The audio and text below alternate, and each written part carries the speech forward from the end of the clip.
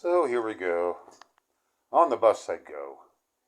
Jumped on that bus and I'm doing busing things. And I've never had to jump from one bus to the other in this route. It's always been one straight shot. But to get to the ex's house, boring. But get off the bus, on the bus, and then I realize the next stop is a quarter mile away. I could have walked there much more quickly, but I got to talk to the fat guy. So that's it. Just feel kind of silly, as if people are going to notice he only took the bus for a quarter mile. Look at how lazy. Got a cane, which doesn't matter. I need a cane because for other reasons you don't need to know. I carry a cane even though I can walk reasonably well without it, but I get dizzy sometimes because of medication. That's all you need to know.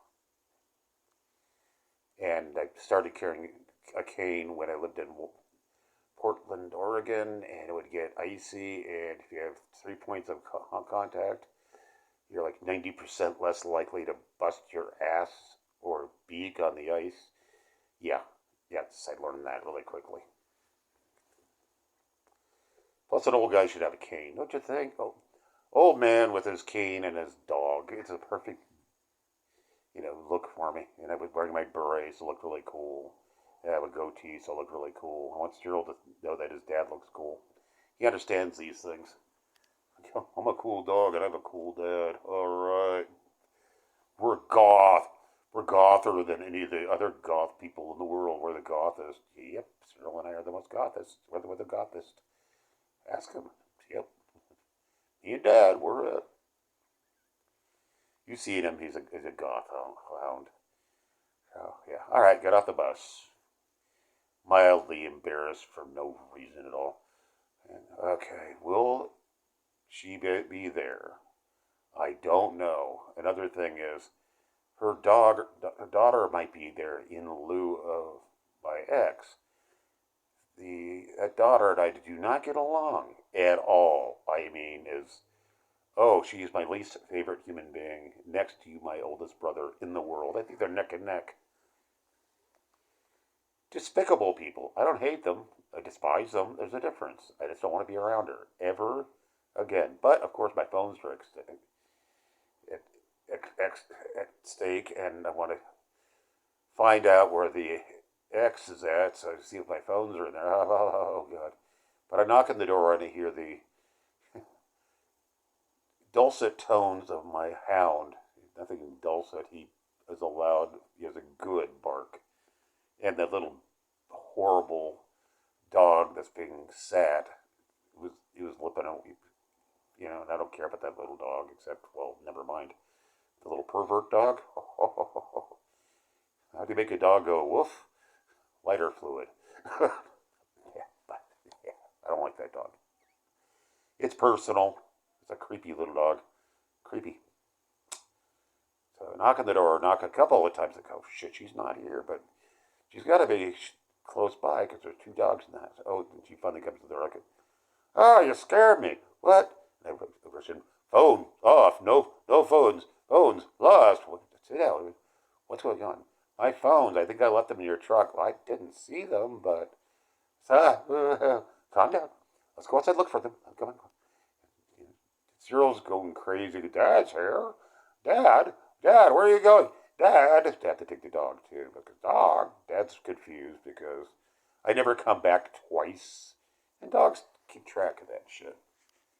Delighted to see me. He just doesn't know what's going on. And we go to the truck. It's actually a van, but we call it a truck. Vans have cabs. I don't know. I'm in the cab. She's looking back there, and we're not seeing the phones fucking anywhere. Oh man. Oh, almost cried. Oh fuck. And I can't see. Wait a minute. And she looks into a McDonald's bag, and lo and behold, inside the bag are 2 telephones. And she said, the weirdest thing is I almost threw this away, but I talked myself out of it. I don't understand. And so I looked at her and said, you know there is a God, and I got a free pass on this one. So, yeah, she'd have thrown it away. She might have felt the weight, like what else is in here? Or she might have thought any number of things, ice, I don't know. But it was, and the phone had some condiment on it. on the phone, but I got them. I'm like, oh man. And I don't hug her a lot. Like I hugged her on the, after we part, always hug her. And always tell her, I love you. You don't have to say back, but I love you. I love you. You're my ex. I got a good ex, and you're the mother of my dog, and you do a great job. So, I love anybody who takes care of my dog well. I don't think anybody else does it well enough for my taste. Me and her, that's it. We know how to deal with that dog. The dog is very particular because he had we've always wanted him to have a model life, and he's a model life. And he's not spoiled, but model. The dog should be treated with dignity, respect, and he's a regal dog. He's not spoiled. He's just very good. A good dog. Not because he has to be, because he's decided to be a good dog. He wasn't always a good dog. He was a terrible dog for a long time. Like 2-3 years there where we were on the fence about keeping him or eating him.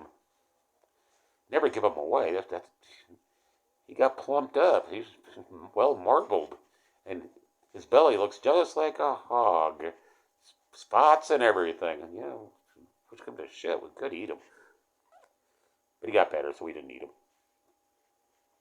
Too good to eat. He was a show dog, not an eaten dog. I mean, after all, we're not Filipinos or Mexicans or other dog eaters. The Chinese, the Koreans, the Vietnamese. I may have told you before, but in Vietnam, dogs are very expensive, and they serve functions. But for festive occasions, nothing beats a big, juicy dogs. But this, the kind of, not really tourists, but they were, really cool people who wanted to go up to the mountain highlands of Vietnam, the Central Highlands, and they wanted to go to the village far away from the tourists, and they found out, hey, they actually like tourists up there, because people ignore them, and they think, no, we're important, and we want to be festive with the round eyes and the monkey faces. So they go there, and the villagers they're great, and it's really an interesting place. People are just nice. They seem healthy. It's a beautiful place. They eat well there because they do. Because the Vietnamese, the commies stopped stealing all their food because they found out that tourists are money. You don't want a bunch of starving villagers. If somebody does drop by, you want it to look good. And they don't pick the villagers at random. These people get to hike there. And actually, it's on motorcycles. Shithole muddy Vietnam roads, and they're up there, and they're all over the place. And they're cool. And these people live in Vietnam. They're not really tourists. They live there now. And they make money showing off Vietnam. I want to move to Vietnam. The commies are going to go away eventually. And the commies if you live on a small income, it's really big by Vietnamese standards, and that's hard dollars coming in. So you want to live here? Come on in. Just make sure you like Vietnamese people, and don't eat all the dogs. Those are ours. Those are the feasting dogs. So, yeah. How did I end up in Vietnam? This shit happens. Yeah, so I got my phones. Well, what I got to do when I get back? Well, Cyril was in the van. We had to take him out of the van. He's like, "What the fuck's going on with you people?" In the van, outside of the van. Oh no! Does that mean Dad's leaving and getting there? And the dog is doing this sphinx, pointing himself at the door, looking very sad. And I got to decide to talk to the ex, but I'm going to take the dog for a walk. I'm going to do that. Give me a minute, Doug. Just chill for a minute. That'll tighten you up. It's going to be okay. I get up and I've got to take a pee. And Cyril, dude, I promise you, we're going for a walk. And for whatever reason, there's a curtain over the doorway. A rather pretty, very well appointed home. She has a very nice small little apartment, but She has good taste. Mildly hippie, but in a very decadent, pretty way. And she has good taste and stuff. She's a good artist in her way, very nice and good in her way. She does a lot of art things. She can sew, all that stuff. She had asked me, no, they wouldn't get along. Not because of Aspie, it's because she really knows somebody, she can be a total dead ass bitch. Tell her that to her face. She can be aloof. She'd like Aspie after a while. After Aspie would garden with her and show her stuff in the kitchen and you know talk about girl stuff. Well, yeah. But anyway, so I go to the bathroom and to take a pee, and Cyril, which he never does, pokes his head in to make sure I'm peeing. I don't know, like Dad, a TikTok. You're not gonna lie about this walk thing for you. That gotta suck. God, dog, just calm down and grab the leash and go for a walk. Go for a walk, walk. One road we'd like to go and check out. It's just he has a lot of walking spots. Trust me, he does. I choose this one because it's a nice one. It's a nice, quiet little lane instead of a road. And just get there, and he's got to poop, which is not a normal pooping time for him, but he's going to poop. And good. Got out of the way. Maybe your mom would go for a walk later, and or just I don't know. I asked him. If I asked him, about 80% of the time he'll poop when I ask him to. I'm like, oh, I've got time to poop. Dad likes it when I poop, so I poop and I pick it up in the bag. But I have a horrible time opening the bags, whatever. I just scratch my nails in them. I've never found a good system for doing that with the poop bag, but whatever. Yeah, I load that baby up. Okay, yep, there we go. Tie it. I'm feeling like a good citizen. I could see this lady across the street making sure, are you picking up your poop? Chill out, Karen. We didn't talk. I could just feel it. She's a Karen. That hobo looking the guy with his kind of soiled looking dog. They look like people who wouldn't pick up poop. Matter of course. Yes. I do get the bag in my hands. Okay, good. See, we're good citizens. And he decides he doesn't want to go all the way. We're going to turn around. Like, if you want to turn around. So we turn, and I get about 25 feet, and I realize that bag dropped. It's in the middle of the road. God, I have to get that back. And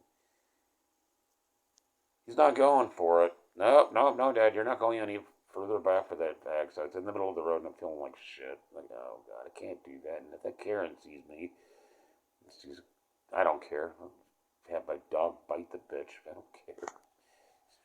We're better than any Karens on this planet. We're better than most people on Earth. As long as we're with each other. It's like, oh no, man and his dog.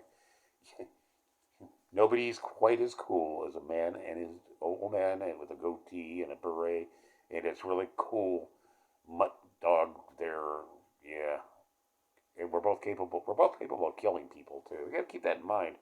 Cyril, he's a rough little dog when he wants to be, and he's not that little. He weighs 60 pounds. You don't want to mess with him because he used to have a bad temper, and that can come back whenever he wants it to. Well, go back to the ex's place, and all things are great again. Wonderful. A glass of water, and I get back on the bus, and we're back on the bus, and it's taking forever, but I don't care. I know I got here. And I don't know if I'm going to do some MK Ultra Day or not. May not, but you got some story time if you want story time, and a couple of you people have expressed enjoyment of said story times. Okay, story times you get.